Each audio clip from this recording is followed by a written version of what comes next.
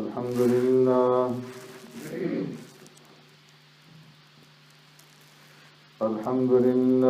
نحمده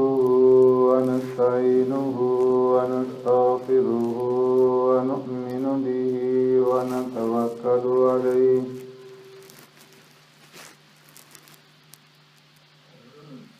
ونعوذ بالله من شرور أنفسنا ومن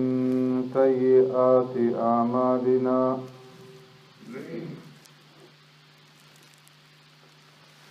من يهده الله فلا مضل له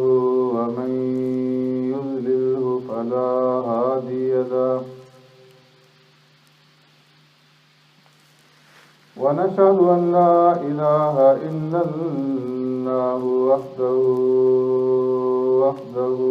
لا شريك له ونشهد أن سيدنا ونبينا ومولانا محمدا عبده ورسوله أرسله الله إلى كافة للناس بشيرا ونذيرا وداعيا إلى الله بإذنه وسراجا منيرا أما بعد فقد قال الله تبارك وتعالى في القرآن المجيد والفرقان الحميد فأعوذ بالله من الشيطان الرجيم بسم الله الرحمن الرحيم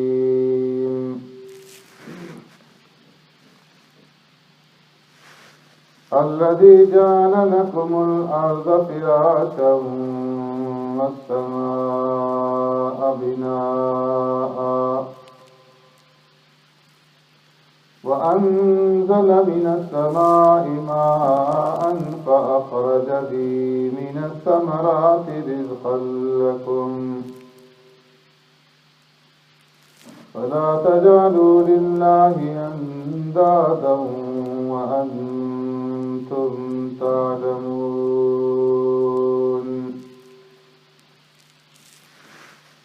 صدق الله مولانا العظيم يا رب صل وسلم دائما أبدا على حبيبك خير الخلق كلهم هو الحبيب الذي ترجى شفاعته بكل هول من الأهوال مقتحم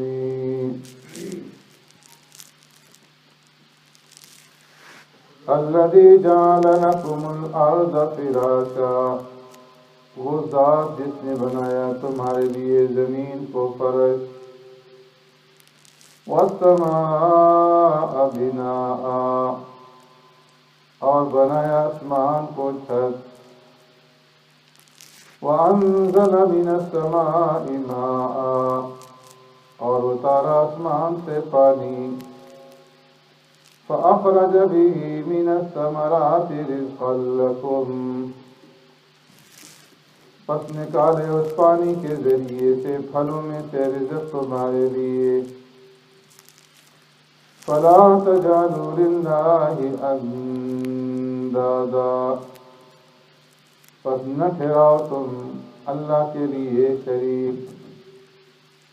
وأنتم تعلمون اور تم تو جانتے ہو آمنت باللہ وبآیاتی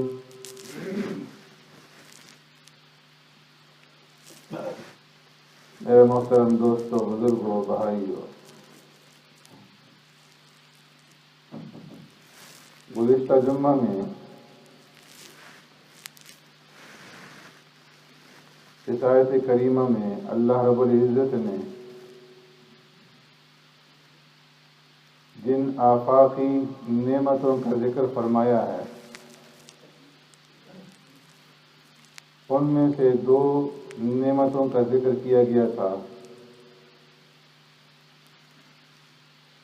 کہ اللہ رب العزت نے زمین کو تمہارے لیے فرش بنایا اور ہر طرح کی نعمتیں اس زمین کے اندر اللہ نے رکھ دی.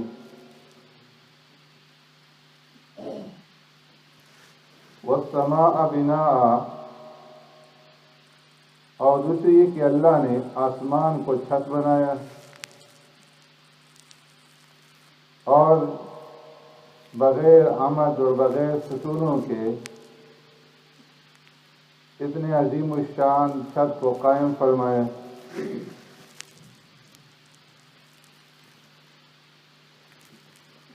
اب آگے اللہ رب العزت تیسری بات بیان فرما رہے ہیں وَأَنزَلَ مِنَ السَّمَاءِ مَاءً، کہ لوگوں وہ ذات عبادت کے لائق ہے اس ذات کی عبادت کرو جس ذات نے آسمان سے تمہارے لیے پانی اتارا. فَأَخْرَجَ بِهِ مِنَ الثَّمَرَاتِ رِزْقًا لَكُمْ، اور پھر اس پانی کے ذریعے سے مختلف قسم کے پھل اور میوے تمہارے لیے پیدا کیے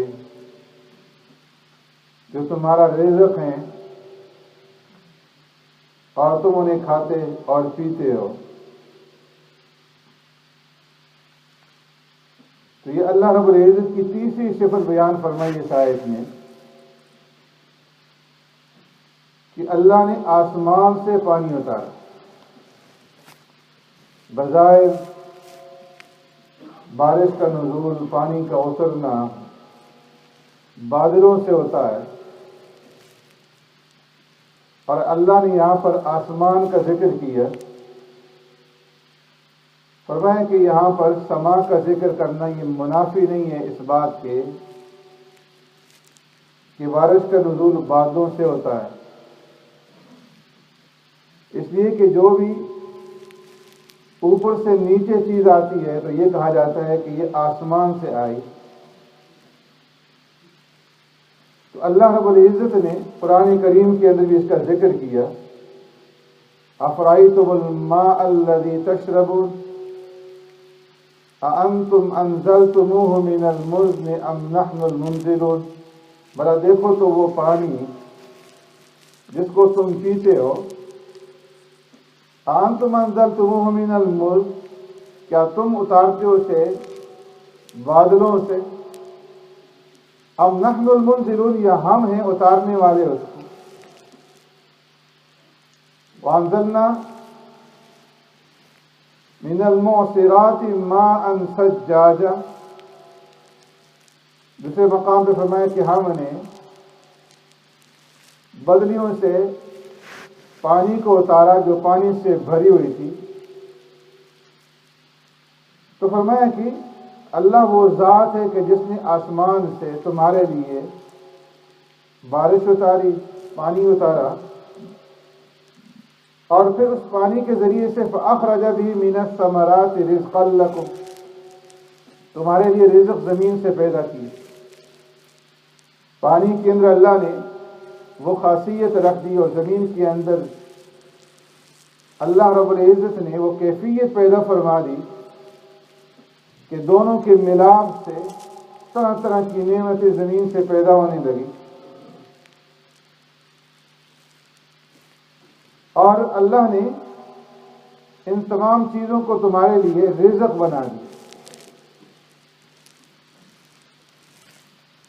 انا صببنا الماء صبا ثم شققنا الارض شقا، کہ ہم نے پانی اوپر سے برسایا پھر ہم نے زمین کو پھاڑا. فانبتنا فیہا حبا وعنبا وقضبا وزیتونا ونخلا، اور پھر اس زمین کے اندر سے ہم نے اگائے تمہارے لیے مختلف قسم کے اناج، وعنبا اور انگور، وقضبا وزیتونا ترکاریاں، زیتون،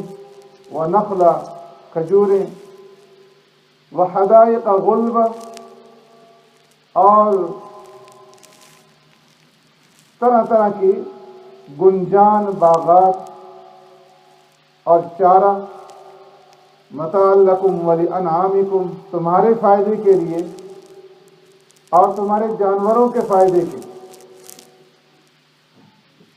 تو اللہ کی 4 صفات یہاں پر ذکر کی گئیں. ایک تو یہ کہ اس نے زمین کو فرش بنایا،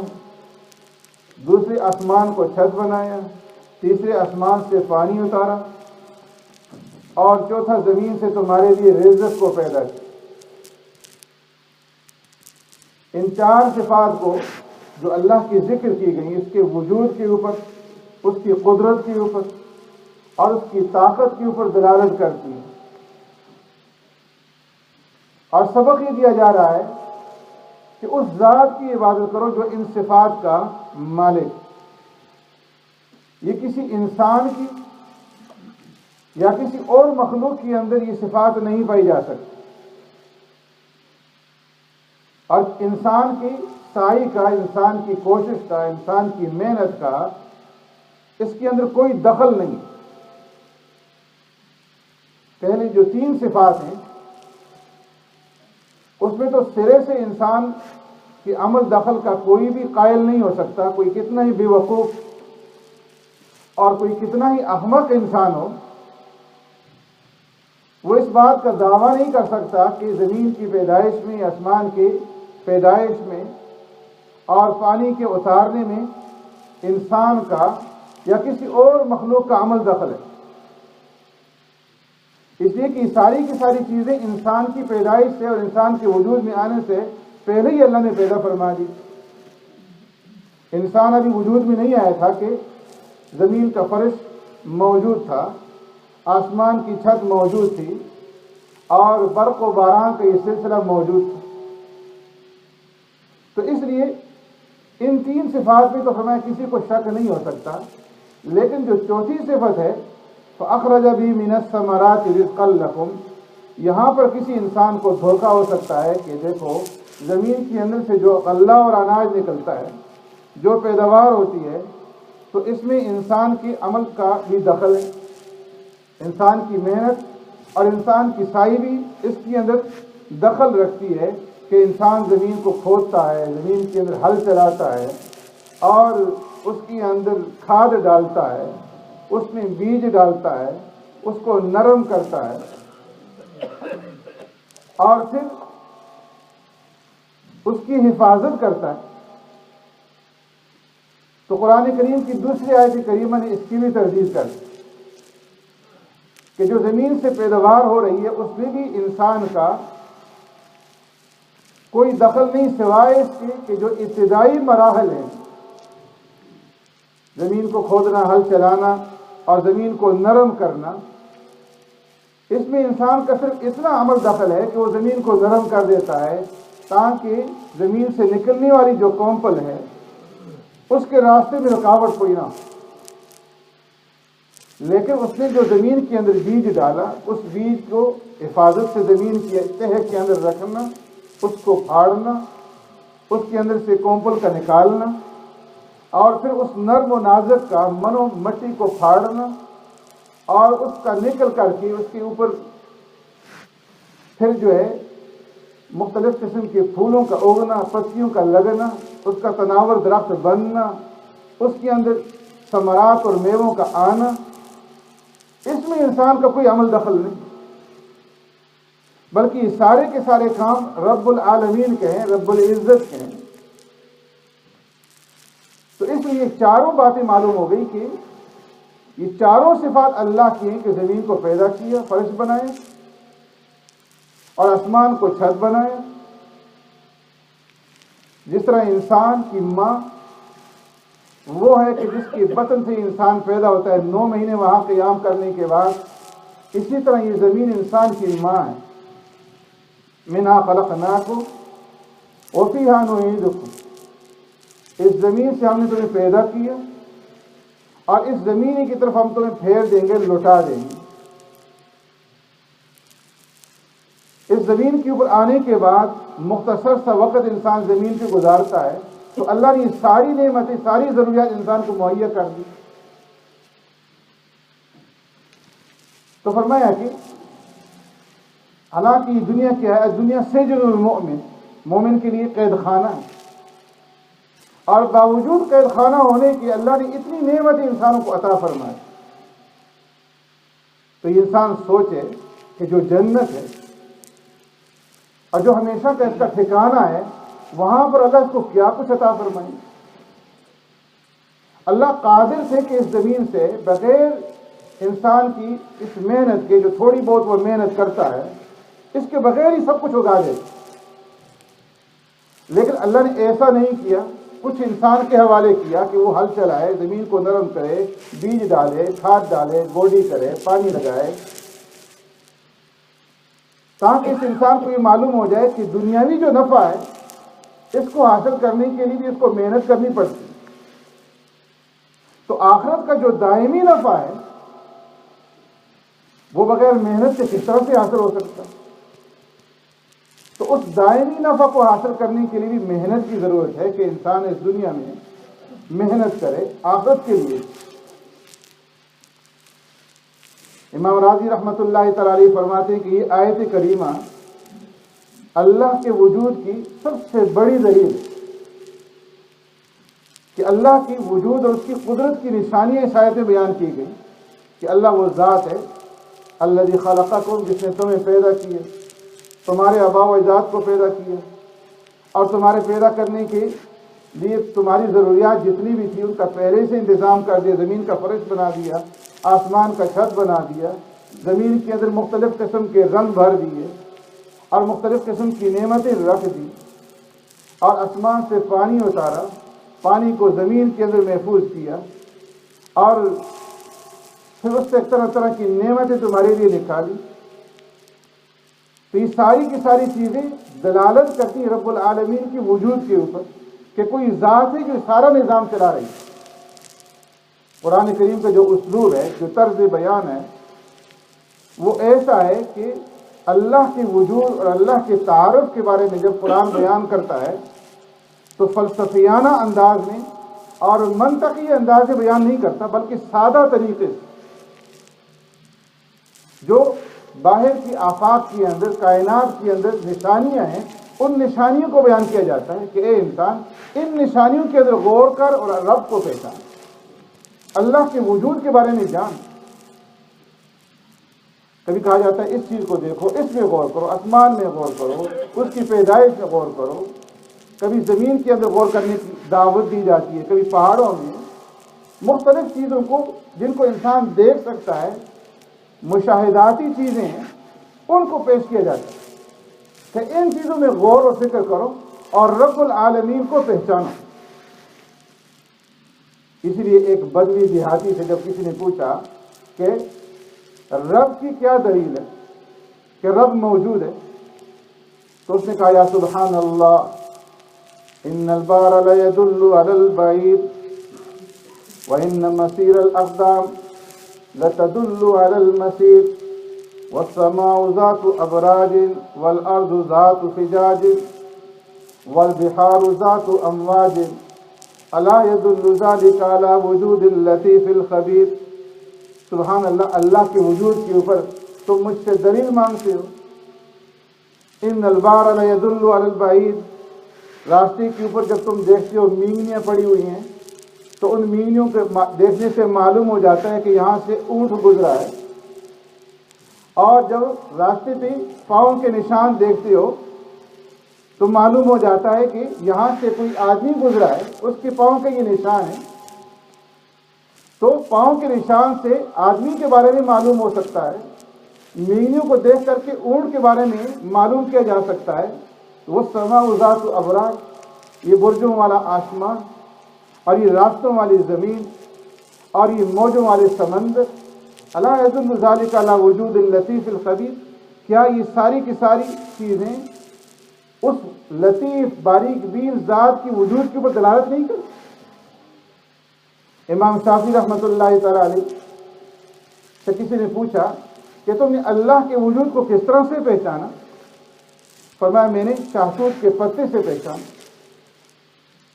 کہ ایک پتا ہے اور اس پتے کو جب بکری کھاتی ہے تو مینگنیاں نکلتی ہیں،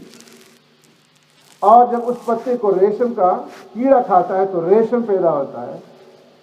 جب شہد کی مکھی کھاتی ہے تو شہد نکلتا ہے، جب ہرن کھاتا ہے تو مشک نکلتا ہے، گائے کھاتی ہے تو گوبر نکلتا ہے۔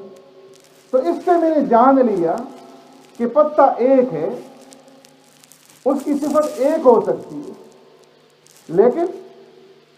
اس کے اوپر جو یہ مختلف صفات اس کے اندر پیدا ہو رہی ہیں کہ کبھی اس سے مشک نکل رہا ہے، کبھی اس سے شہد نکل رہا ہے، کبھی ریشم نکل رہا ہے، کہیں مینگیاں نکل رہی ہیں، تو یہ اس بات پر دلالت کرتی ہے کہ کوئی ذات ایسی ہے جو اس کے اوپر عمل کر رہی ہے، اور کبھی کیا چیز پیدا کر رہی ہے، کبھی کیا چیز۔ اس لیے فرمایا کہ اللہ رب العزت کی ذات کے اوپر بے شمار دلائل موجود ہیں۔ انسان اگر ماننا چاہے رب العالمین کو تو شاہتوت کے پتے سے بھی رب کے اوپر ایمان لے آتا، اور اگر نہ ماننا چاہے، انبیاء موجود ہوں اور وہ نشانیاں دکھلائیں، رات دن معجزات دکھلائیں، پھر بھی نہیں مانتے۔ پیارے پیغمبر صلی اللہ علیہ وسلم موجود ہیں، لیکن ابو جہل نے نہیں مانا، اور مرتے دم تک باوجود معجزات دیکھنے کے ایمان نہیں لایا۔ ابو لہب نہیں مانے، اور صدیق اکبر رضی اللہ تعالیٰ نے مانا تو صدیق بن، عمر نے مانا فاروق بن۔ اس لیے فرمایا کہ جب انسان ماننے پہ آتا ہے تو شاہتوت کے پتے سے ہی مان لیتا ہے، اور جب نہ ماننے پہ آئے، بڑے بڑے معجزات اور دلائل دیکھنے کے باوجود بھی نہیں مانتے۔ اس لیے فرمایا کہ اللہ وہ ذات ہے جعل لکم الارض فراشا والسماء بناء، کہ جس نے زمین کو فرش بنایا، آسمان کو چھت بنایا، اور آسمان سے پانی اتارا، اور طرح طرح کی نعمتیں تمہارے لیے اگائیں، پیدا کی۔ اس لیے وہ ذات عبادت کی لائق ہو سکتی ہے، اس کے سامنے سر بسجود ہو، اس کے سامنے اپنی پیشانی کو ٹیکو، اور اس کو چھوڑ کر کے غیروں کے سامنے اپنا سر مت جھکاؤ۔ سبحانک اللہم و بحمدک، نشہد ان لا الہ الا انت، نستغفرک ونتوب الیک۔